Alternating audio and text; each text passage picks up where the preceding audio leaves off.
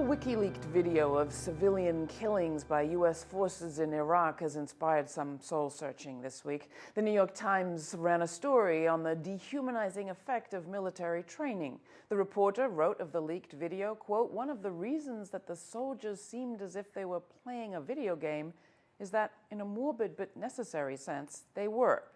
Sure enough, as it turns out, according to a story on violent video games in the Escapist magazine, during World War II, only 15% of soldiers in that conflict who were unsupervised by an officer actually fired their weapons at anyone.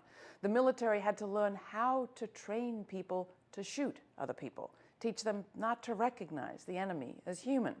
And modern video games do, in part, train our brains to override the instinct not to kill.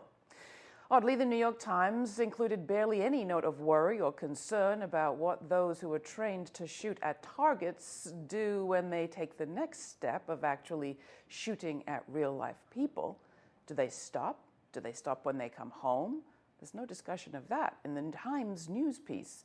But turn to the so-called arts section of the very same day's paper, and there's a seemingly oblivious front-page review of two, quote, hardcore first-person combat shooter games that perhaps prospective shooters might enjoy. Quote, "We're all reaping the benefits of the arms race between the game makers," says the reviewer. Arms race? Well, advertising revenues may be benefiting, but the rest of us, real-life people, amazingly, that's the big unanswered and even unasked question at the Times.